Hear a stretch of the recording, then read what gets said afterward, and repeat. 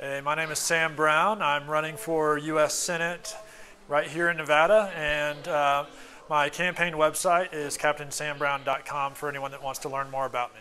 So when elected to be a senator, one of the things that I can do to help rural Nevada is make sure that when there's federal investment back in our state, that we actually get it distributed on a per capita basis. For example, in the recent infrastructure bill that passed and the large amount of money that was resent out to the states, per capita basis, we should have received $12 billion of infrastructure investment. But they didn't do that.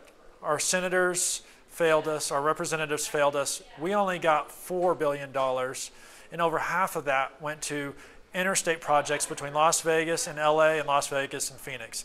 And so I would be there fighting to make sure that every dollar that should come to our state does come to our state, and that it gets distributed across the state, especially in rural Nevada. So infrastructure needs good attention. We also have issues with the federal government owns and controls too much of our land.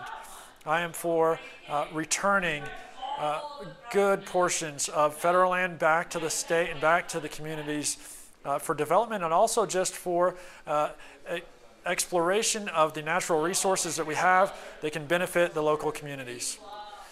So when elected, one of my priorities from a federal standpoint is that we need to push for voter ID. That is one way that the federal government and federal laws can help restore some confidence in our voting system.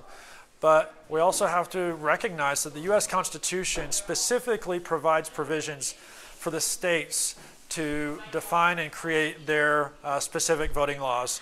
And so the vast majority of that impact happens at Carson City with our assemblymen and women and our state senators, and ultimately law signed in by our governor.